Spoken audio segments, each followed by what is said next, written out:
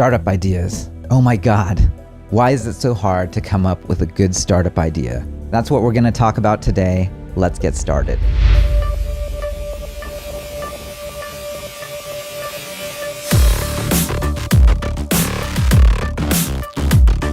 Everyone's making the same photo sharing, podcasting, travel plans, local event apps. Probably because desire is mimetic. We want what other people want. If you guys were the inventors of Facebook, you'd have invented Facebook. It's the same ideas over and over again, especially the ones that have already been successful, because that's what's present to hand. That's what's obvious for people to try to follow when they want to start a startup. But you shouldn't do that. And this is really tricky because the most famous startups were not famous at the moment when they were started. As Chris Dixon says, the great disruptive startup ideas are hard to spot because when they start, they're toys. The personal computer was a crazy idea. Why would anyone want a computer on every desk and in every home?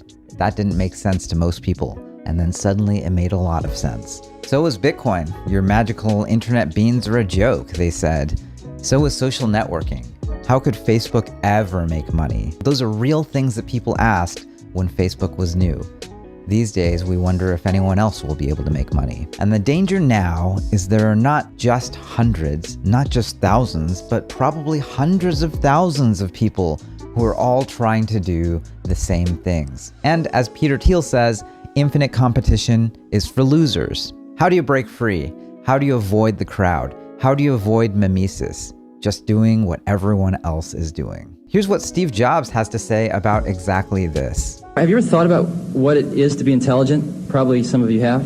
A lot of it's memory, but a lot of it's the ability to sort of zoom out, like you're in a city and you could look at the whole thing from about the 80th floor down at the city, and while other people are trying to figure out how to get from point A to point B reading these stupid little maps, you can just see it all out in front of you. You can see the whole thing, and you can make connections that just seem obvious. But the key thing is that if you're going to make connections which are innovative, to connect two experiences together, that you have to not have the same bag of experiences as everyone else does, or else you're going to make the same connections, and then you won't be innovative. What you got to do is get different experiences than the normal course of events. You got to zoom out, you got to make connections, and you have to have different experiences.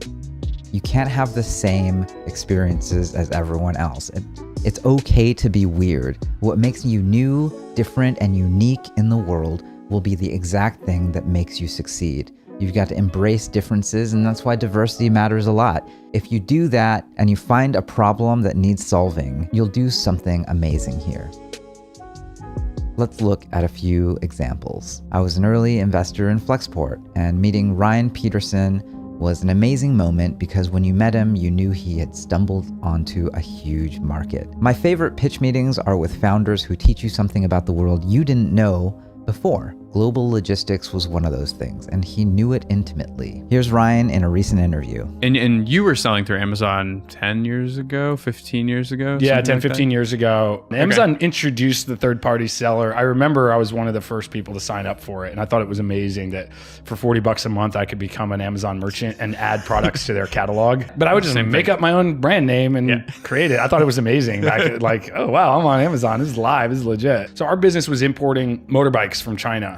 It was a tough business, so I lived in China for a couple of years. Actually, it was a good business. It went along for a while. We never considered it a startup. We were never trying to change the world. It was a couple of guys trying to earn a living. I moved to China. I lived there for 2 years running supply chain for that business. So he was one of the first people to be an Amazon merchant. He imported motorbikes and electric scooters, and he learned a lot about the supply chain from his own personal experience. We invested in Flexport. I worked with Ryan both at Y Combinator and with my fund Initialized, and Flexport is now worth more than $3.2 billion.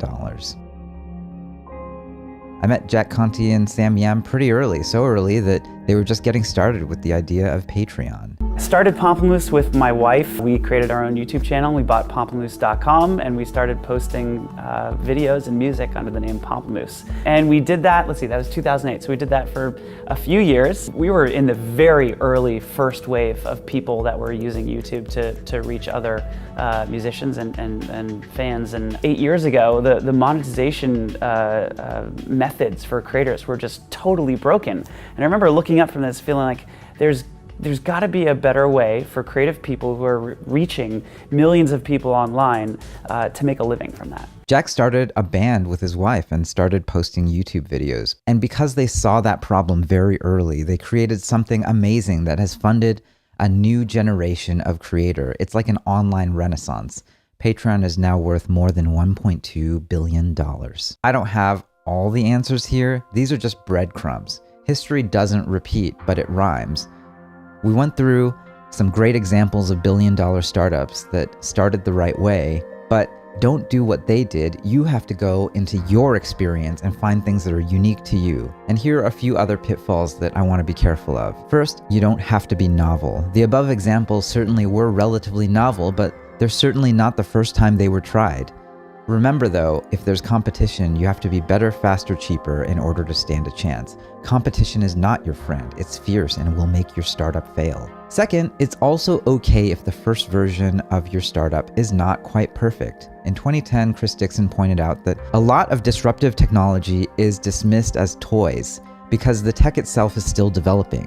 They undershoot user needs. He writes, "The first telephone could only carry voices a mile or two. The leading telco of the time, Western Union, passed on acquiring the phone because they didn't see how it could possibly be useful to businesses and railroads, their primary customers. What they failed to anticipate was how rapidly telephone technology and infrastructure would improve." And this was true of how mainframe computers viewed the PC and the microcomputer, and how modern telecom companies viewed things like Skype. So where do we go from here? Well, I think you should read Paul Graham's 2012 essay about startup ideas. There's a breadcrumb there that he left for us that I want to highlight here. How do you find good startup ideas? Here's what he said. Work on hard problems, driven mainly by curiosity, but have a second self watching over your shoulder, taking notes of gaps and anomalies. Give yourself some time. You have a lot of control over the rate at which you turn yours into a prepared mind, but you have less control over the stimuli that spark ideas when they hit it. If Bill Gates and Paul Allen had constrained themselves to come up with a startup idea in 1 month, what if they'd chosen a month before the Altair even appeared? A major milestone for us was when we were walking through Harvard Square one time and saw this popular electronics magazine. We wrote this company immediately and offered to do a basic for them. Altair Basic became a huge hit, and the company they made ended up becoming Microsoft. The essay is linked in the description, and you should go check it out. Before you go over there though, please click like and subscribe and hit the bell icon. The world needs more startups.